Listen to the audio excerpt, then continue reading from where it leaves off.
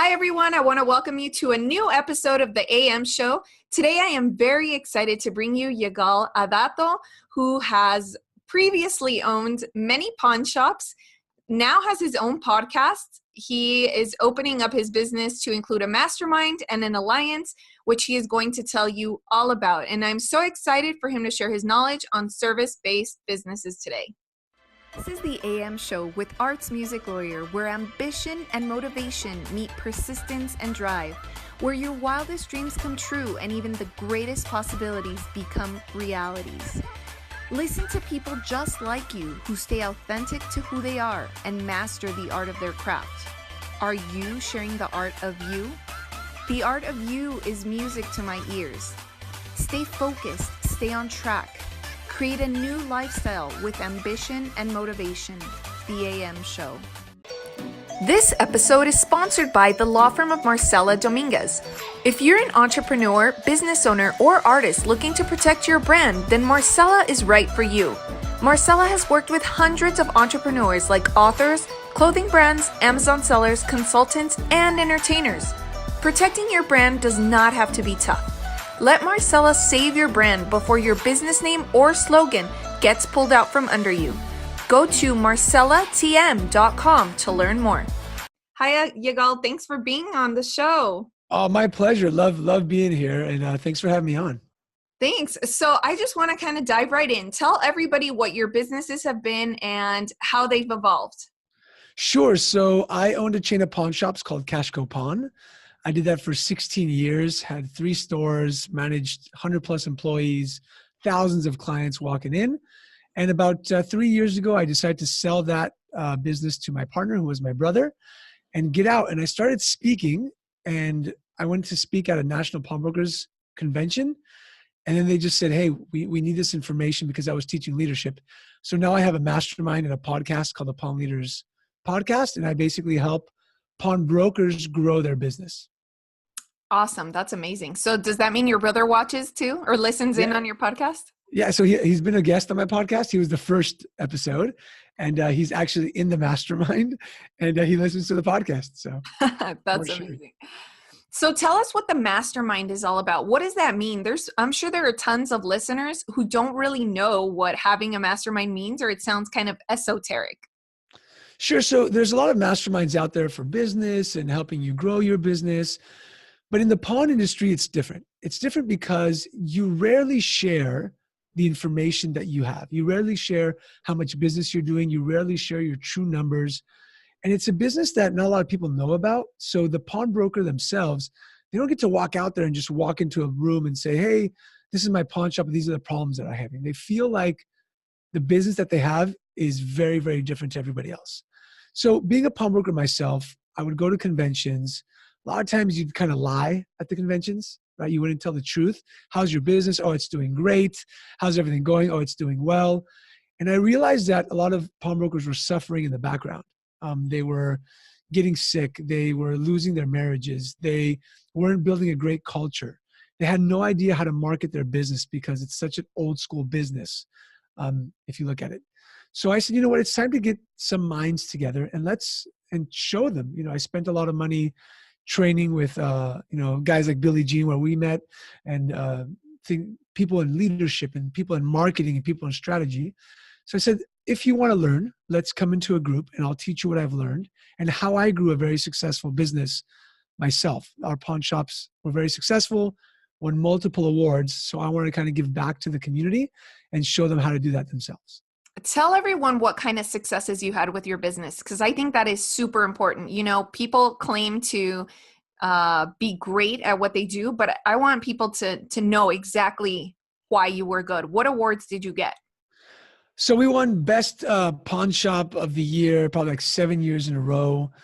I think I sold probably like $50 million in services while I was the owner of the pawn shop. I became the president of the business association in my area. So I was in charge of 750 businesses. Not to toot my own horn, but I paid payroll for 100 plus employees. Had to manage it. So I wasn't like an online entrepreneur, which is tough as it is, but I actually had brick and mortar stores where I had to deal with HR and marketing and legal and software and payroll and people. When you deal with people, it's a whole different ballgame. I always say that there's a difference between an entrepreneur and a business owner. And I believe, and this might piss some people off, but I believe a business owner is someone who's paid payroll, because when you pay payroll, there's a responsibility to your employee and to their family that you don't have if you're just self-employed, right? And when you feel that responsibility to 50 plus employees at a time, probably like 500 plus employees over my career, like you have to strategize. You have to think about it very, very differently. Yeah. No, that makes absolute sense. And tell people where these pawn shops were or are. So they're still in San Diego. I live in San Diego. My brother runs them. And if you've never walked into a pawn shop, it's incredible shopping. You get great deals.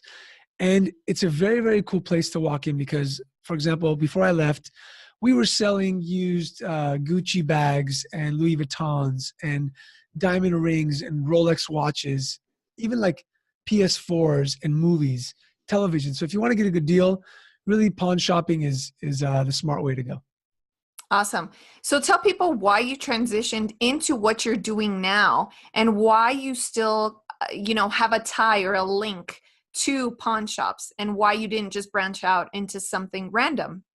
Sure. So first year of marriage, I was working at the stores. We were doing really well. And I got home and my wife was kind of sitting at the dinner table crying, to make a long story short. And when I would ask why, she basically said, I didn't get married to be alone. And I was like, oh man, like nice house, nice car, successful business. And 1 year into marriage, she's not happy. Like just something's wrong with that, right? Same week, my father, successful pawnbroker, 12 stores, 150 plus employees, millions of dollars a year, was diagnosed with Parkinson's and dementia.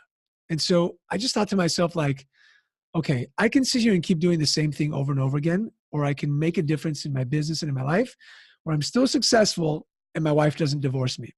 So I went back and I had taught leadership to a youth movement for a long time. So I brought the leadership into my business. And I believe in 3 pillars. It's leadership, marketing, and strategy. So I said, okay, let me build up the culture. Let me train management. Let me build up the culture. Let's hire some key employees. And that's what we did. Marketing. I started training and hiring great marketers, went to my first traffic and conversion summit, went to different conferences and paid high-level coaches to teach me marketing and implemented marketing, so got more business. And then strategy. I started looking at my numbers. I started looking at coaching my employees. And when I started doing all these things, I was like, wow, like I love this side of the business. And my brother loves the other side of the business, which is buying and selling and the deal. And he loves that stuff. So I started having culture meetings and teaching my employees. And I remember one meeting we talked about leadership and I made them cry. And I was like, man, this is where it's at for me, right? So I thought about like, okay, how do I get into this? And so I started doing coaching here and there. And then I just realized that I love the pawn business, but I don't love running a pawn shop per se. What I love is building the culture of the pawn shop, building the marketing strategy and the strategy itself to run the business. And that's why I stayed in. I tried branching out. 2 years, I was flip-flopping. I was a leadership coach. I was a business consultant. I have a show on YouTube called Small Business Big Leaders. And then one of my mentors basically said, Yigal, just niche down. He's like, the pawn industry. They know you. If you want to take 10 years to make a great living, go ahead. If you want to get there in 2, go into the pawn business. And I was like, fine. And I did it. And I was like, man, this is great. Like it's blue waters. I'm the only podcast. I'm the only one giving away free resources and the only one with a mastermind. Mm-hmm. I'll be the only one who has a community, a membership community in the next 30 days, coming out with my own, magazine. So just different stuff. And it's just so much more fun that way. It really is. Well, it sounds like that's a good fit because that's what you know, and that's what you love sharing. And so tell us a little bit more about what you're offering now, like the mastermind and the alliance. What does that mean? Let's say I want to open up my pawn shop. Like, where do I start? Do I start with your mastermind or your alliance, or what's the difference?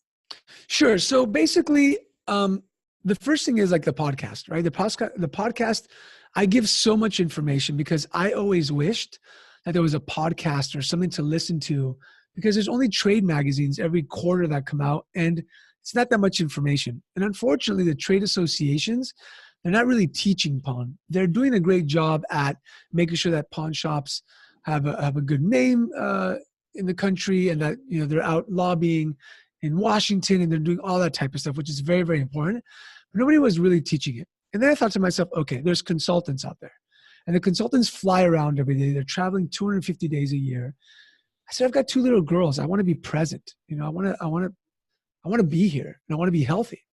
So the mastermind is basically a high-level coaching program for pawn shops that we meet once a week on a Zoom call, like we're having this podcast now. And we basically talk about, like, we plan out, you know, the goals for the week. I give them a pawn planner, so they plan out what they need to do. We talk about issues at the pawn shop. We talk about issues with marketing and leadership and culture and strategy. And basically, a pawnbroker never got to sit down just 1 hour a week and ask questions to somebody else. Mm-hmm. And so that gives them a method of coming in high level and getting it done. And the Alliance is more of me teaching. So it's a community where you come in, obviously lower cost. There might be 150 pawnbrokers listening to a webinar. I'm teaching, asking questions, and it's more of like the how-to as opposed to the group, small group, one-on-one, high-touch community. So you mentioned multiple facets to the business, which are, you know, strategy and, well, leadership and marketing and strategy. How important is it to have all of those at once, as opposed to just being strong in 2 of them or 1 of them? So I think you have to start, and I call them the 3 pillars, and I put them in that order. I say leadership, marketing, and strategy, because leadership is first and is the most important. And it's not just leadership of your business, it's self-leadership. It's having the clarity to find out what's happening, why it's happening, what's not working, and being honest about it. Then we work on like the culture of the business and the clarity of the business. So like the mission statement and the values and what you really want. And then we go to marketing, because once you've set your leadership course and your culture, you've got to drive traffic, right? So now that we're driving traffic, you're doing business. Now we can look back and say, okay, there's some money coming in. Now let's strategize. Because if you just do strategy without the other 2, you're strategizing for no reason. And you don't know how many people are walking into your shop, what you're selling, what the best product is. You've got to test the market out first and then come back with a strategy to really build the business. So what are like a couple of actionable steps that you could offer to somebody thinking about starting a service-based business that they could, you know, that are practical tips? So I'll give you 3. I think the first is clarity, and I mentioned it before. You need to I do something called the clarity code with all my clients. And it's a piece of paper, 3 columns. First column is where am I now in my life, my business, and my relationship. When I did it for myself, it was my life. I'm 40 pounds overweight. I'm sluggish. I'm tired. For my business, it was my marketing is not doing the best. I'm not too happy.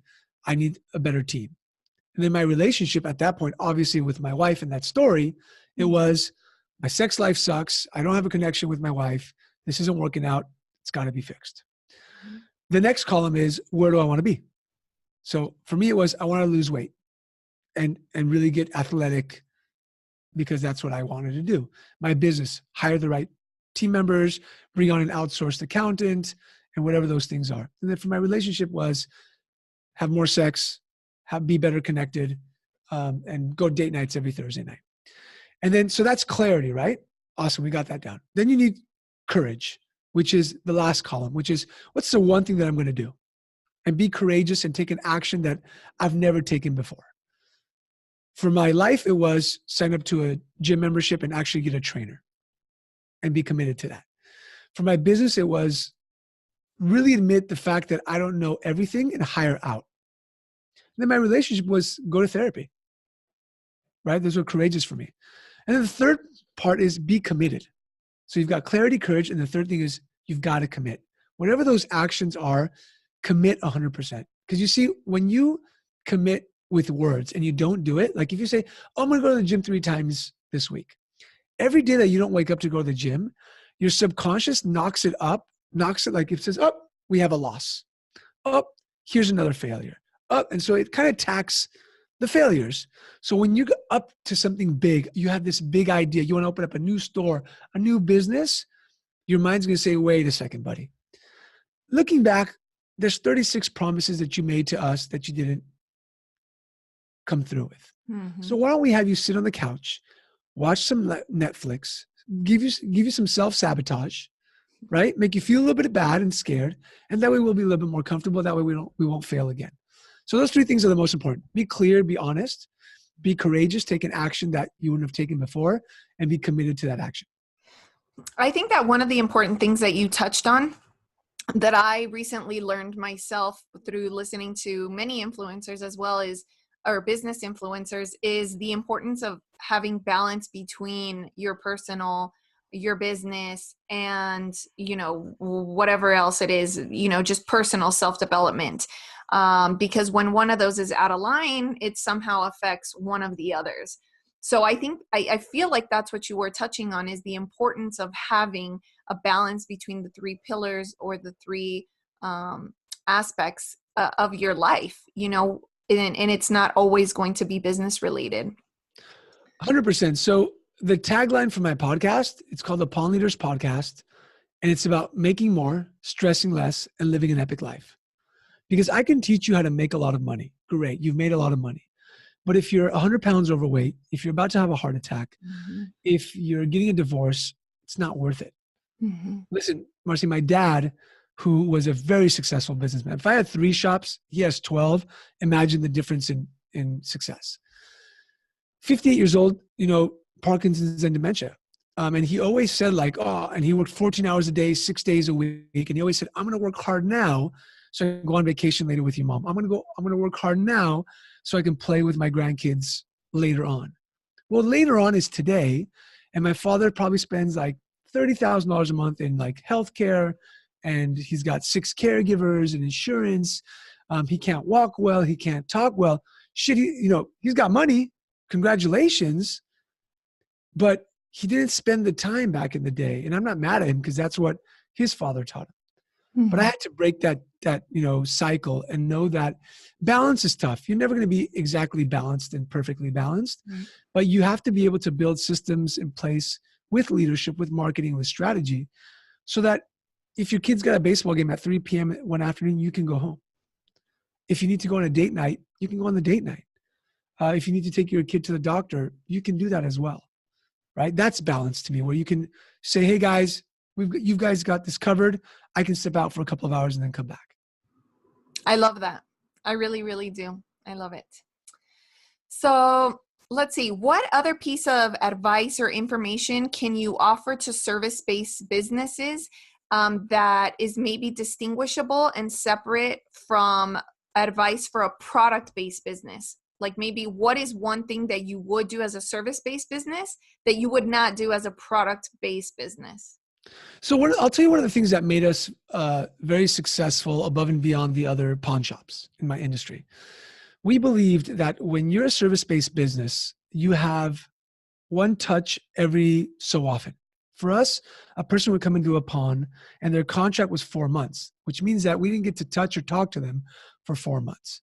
Obviously today there's email marketing and everyone's emailing back and forth, but we used to do different stuff. Like we would go out into the local grocery store, buy $25 gift cards and just give them to people and say, this is from Cashco Pawn. We give away 100 turkeys every Thanksgiving. We threw a party for Christmas where we gave 1,000 people, free. We fed them and we gave them gifts and prizes.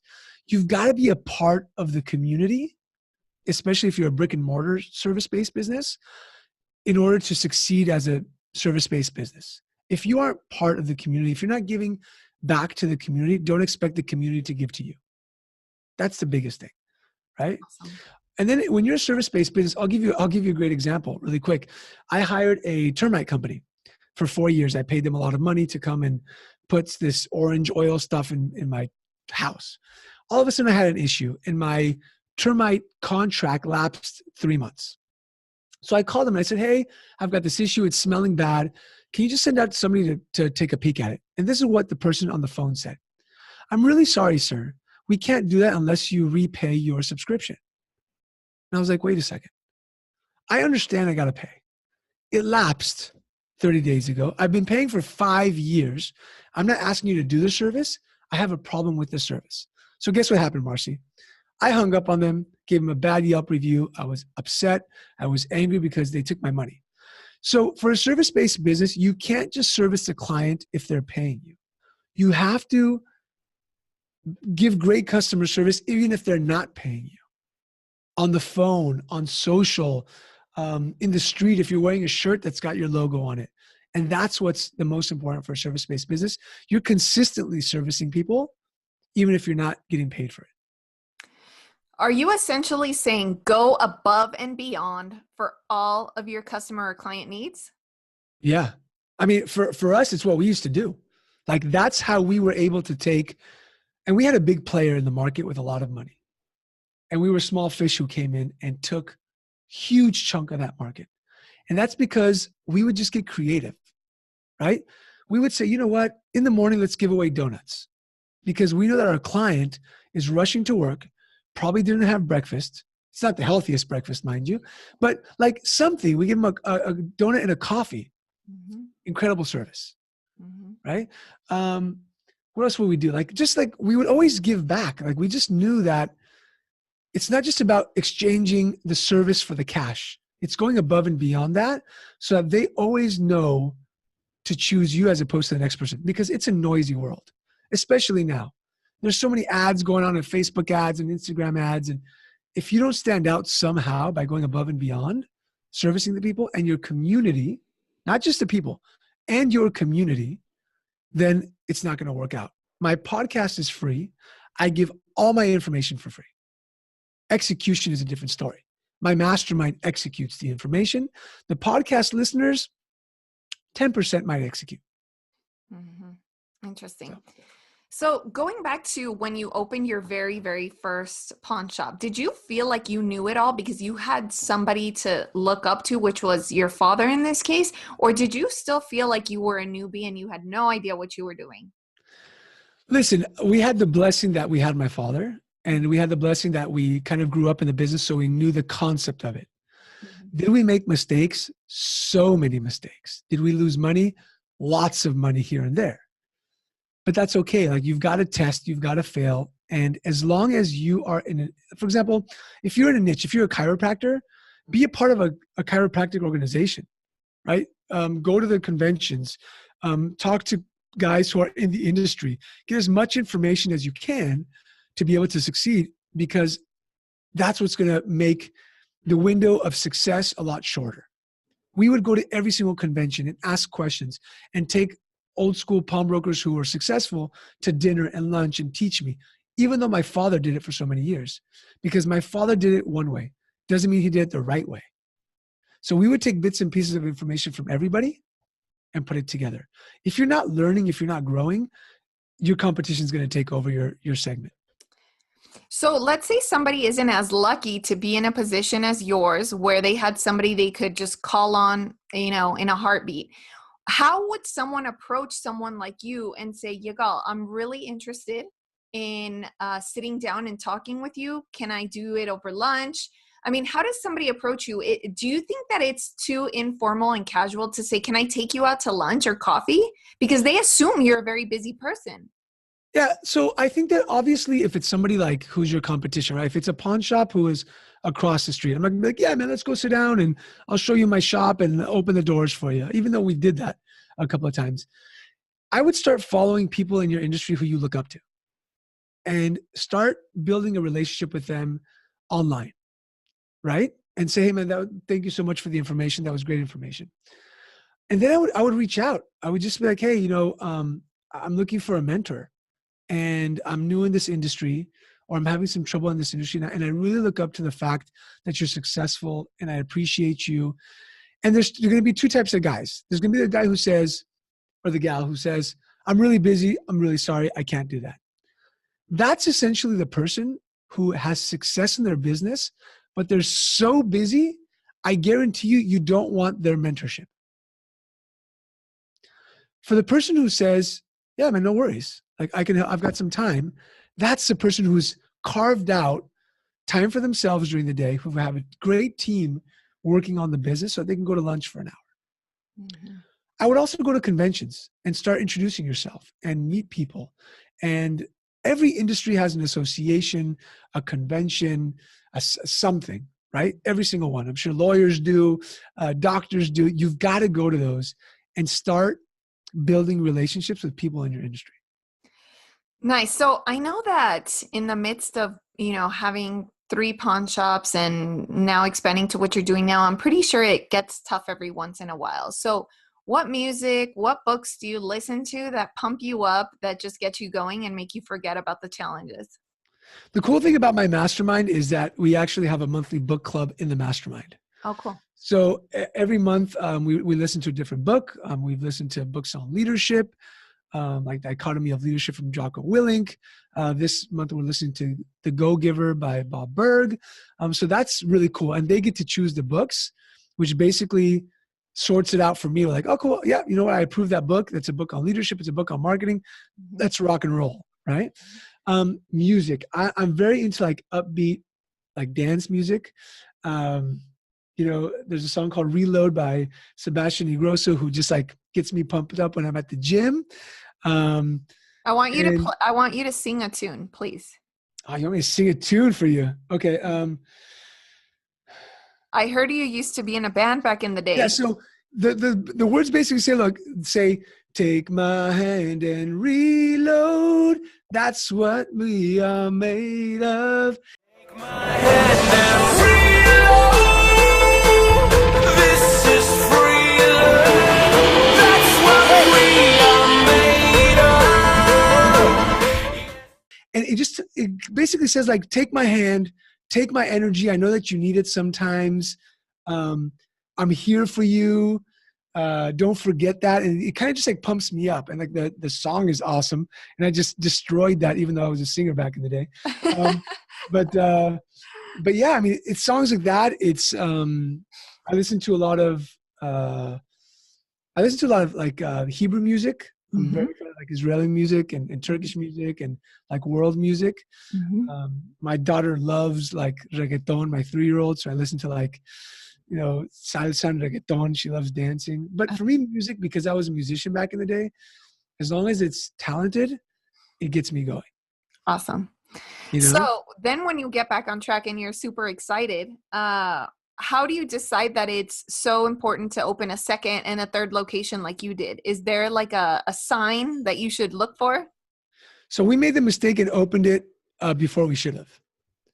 If you have a location, if you have a service-based business, make your one location be able to run itself. Really organize. The earlier you organize the culture and the leadership and the marketing and the strategy, the easier it is that second and third store is going to be. I'll tell you this much. Opening the second store, not so hard. My brother was in one store. I was in another. Shop number 3, it was hell. Hell. Until we put processes and procedures in place, until we can duplicate ourselves, until we pulled ourselves out of the business, it was tough. It was so tough. And so dedicate on not perfecting, but really, really tightening your process and procedures so that you can grow locations or even into another service. I have a lot of pawnbrokers who make the mistake of adding different products into their portfolio of what they take in, but they're not well versed in diamonds, let's say. Right? I want to take handbags in. Great. Well, how much do you know about diamonds? I'm like 40% comfortable. No. Go take a course on diamonds. Go get trained well on diamonds. Then we'll talk about the purses afterward.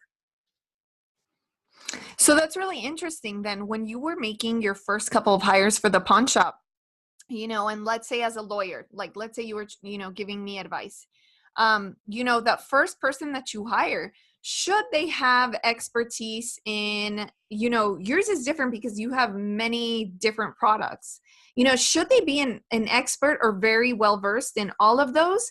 Or, is it more important to hire somebody who's going to treat the customer exceptionally well and put their best foot forward so that the customer believes in that business, but doesn't necessarily have to recognize what knowledge that person carries?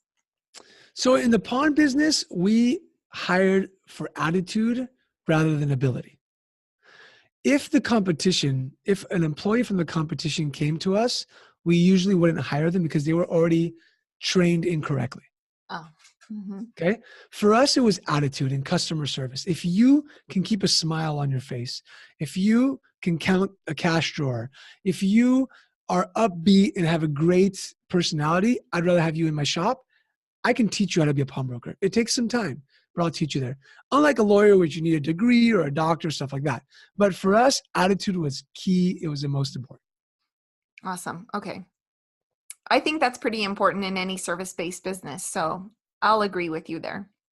Okay, Nice. Yigal. Well, I think you offered lots of valuable information out there for service-based businesses, whether they're interested in, opening a pawn shop or another service-based business. And so for that, I want to thank you so much. And I want to invite you to share your social media links in the event that people want to reach out to you. So I am Yigal Adato everywhere. So like LinkedIn, Facebook, Instagram, Twitter. That's YIGAL ADATO. I think I'm the only Yigal Adato out there. And so it makes it really easy to find me. And yeah, reach out to me. With pleasure, I'll answer questions or whatever anybody needs. Yeah, we'll put that up on the screen too, just in case people miss that. But all right, well, I want to thank you so much for being on the podcast. I really enjoyed having you today, and it was great to see you. My pleasure. And you have to make me a promise. You have to bring me back on one more time so I can prep the song, so I can really sound like the singer I was because I butchered that song. That sounds good. Awesome. Thank you so much. All right. Have a good day.